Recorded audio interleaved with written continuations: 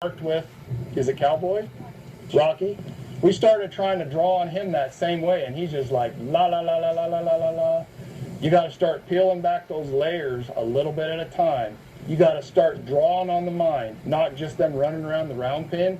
You start by putting your energy behind them, not in front of them, not on their sides all the time when you're driving around the pin. You got to put it behind them so that when they're moving around the pin, basically your energy comes from your core, your intentions, everything that you think about that is apparent to a horse in your energy and where it's going and where it's directed.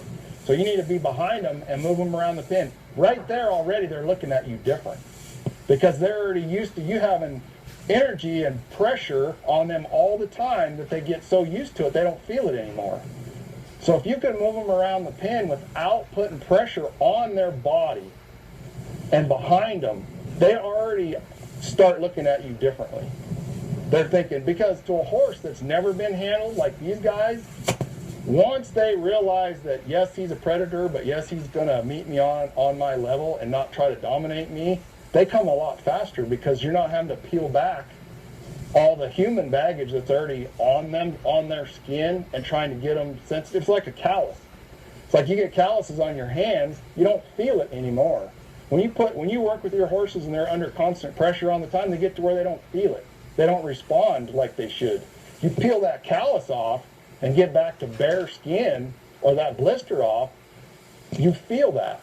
And so when you start not putting energy all over them all the time and get behind them and move them around, it starts peeling off a little bit at a time. Because then when you actually do put it on them, they feel it. And then you start drawing on that, right, and start getting their mind. You start speaking in a way that they understand, but it takes them a while because they're so used to, it's kind of like being used to fighting with your, I'm not even going to go there. Anyway, you just learn, they start learning to listen and look and draw instead of push and drive and react. You got to start that way. Kind of like what we did with Rocky that day was getting behind him. We barely just started getting to that day, but you could see he was actually starting to face up, come off the fence, all those things. So we've got